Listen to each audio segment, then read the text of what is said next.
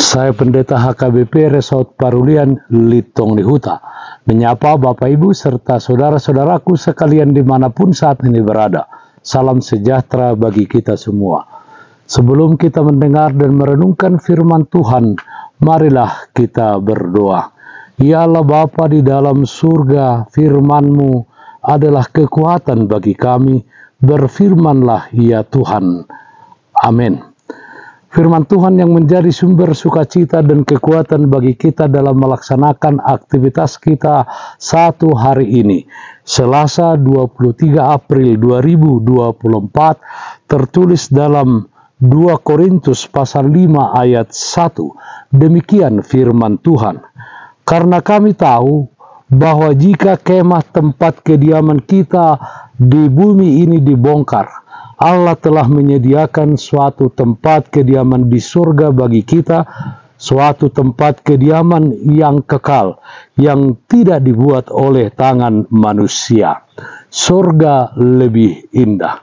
Saudaraku yang terkasih dalam Kristus Yesus, dalam nats hari ini Paulus menjelaskan soal tempat kediaman kita. Menurutnya terdapat 2 jenis tempat kediaman, yakni yang pertama, kediaman yang ada di bumi, dan yang kedua, tempat kediaman yang disediakan Tuhan di surga. Tempat kediaman di bumi ini yang dibangun tangan manusia, sifatnya sementara saja, yang sewaktu-waktu seperti kemah akan dibongkar. Artinya bumi ini akan kita tinggalkan. Hal ini juga dapat kita artikan tubuh jasmani kita yang punya banyak masalah, sering mengeluh dan penuh kesesakan. Selama kita hidup di dunia ini, kita akan mengalami pergumulan dan persoalan hidup. Bahkan tidak jarang kita harus meneteskan air mata. Kita berjerih payah di dalam memenuhi kebutuhan kita, dan tidak jarang kita jatuh ke dalam perbuatan dosa dan kejahatan. Saudaraku yang terkasih dalam Kristus Yesus, tudiaho dung mateho. Kemana engkau setelah mati?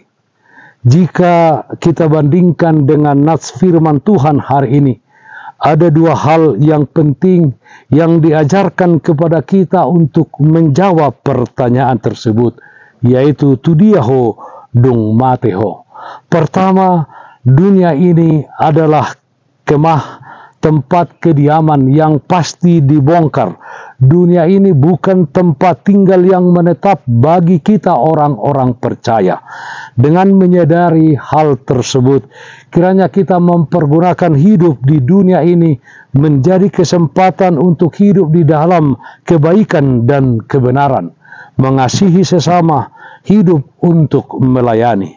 Kedua, kita diingatkan bahwa ada bagi orang-orang percaya, orang-orang yang setia sampai akhir, suatu tempat yang dibangun oleh Allah, tempat yang kekal, tempat tinggal yang lebih indah dari tempat tinggal manapun yang kita kenal di dunia ini.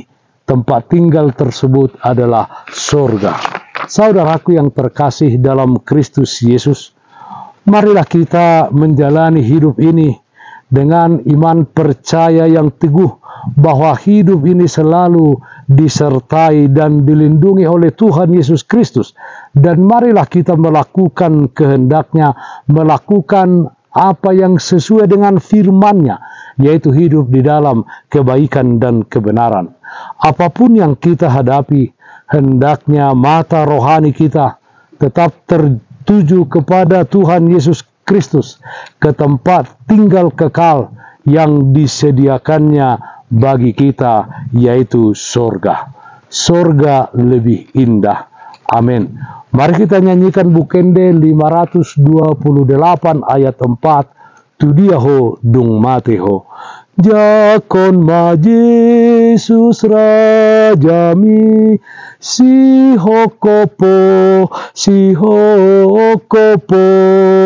ias di ban mudar naho, dumi rade tu surgo, rade maho, rademaho tu surgoi sai rademaho. Marilah kita berdoa. Kami puji dan muliakan nama-Mu ya Allah Bapa di dalam surga. Karena kasih sayang-Mu kepada kami, Engkau mengutus anak-Mu yang tunggal Tuhan Yesus Kristus menjadi penghapusan dosa bagi kami, menjadi perdamaian kami dengan Engkau ya Allah Bapa di surga. Dengan kematian dan kebangkitannya, tidak hanya dosa-dosa kami dihapuskan, tetapi tempat kediaman yang kekal telah disediakannya bagi kami.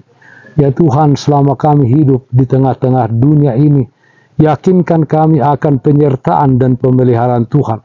Kiranya kami menjadi umat-Mu yang mempersembahkan hidup kami menjadi alat kemuliaan di tangan Tuhan, mengasihi sesama kami, dan hidup kami adalah untuk melayani. Dalam satu hari ini, dalam setiap aktivitas kami, Tuhan hadir memberikan kekuatan dan sukacita bagi kami. Terpujilah nama-Mu, dalam nama anak-Mu Tuhan Yesus Kristus kami berdoa. Amin. Kasih karunia Tuhan kita Yesus Kristus, kasih setia dari Allah Bapa, serta persekutuan Roh Kudus, itulah yang menyertai-Mu hari ini, kekal sampai selama-lamanya. Amin. Bapak Ibu Saudara-saudaraku yang terkasih, taatlah akan protokol kesehatan. Jagalah kesehatan jasmanimu, terlebih kesehatan rohanimu. Bersihkan hatimu, cintai dan kasihilah sesamamu. Tetaplah berdoa kepada Tuhan, sumber berkat dan anugerah di dalam kehidupanmu. Salam kasih dari Tuhan Yesus Kristus untuk saudaraku semua. Salam sehat, tetap semangat.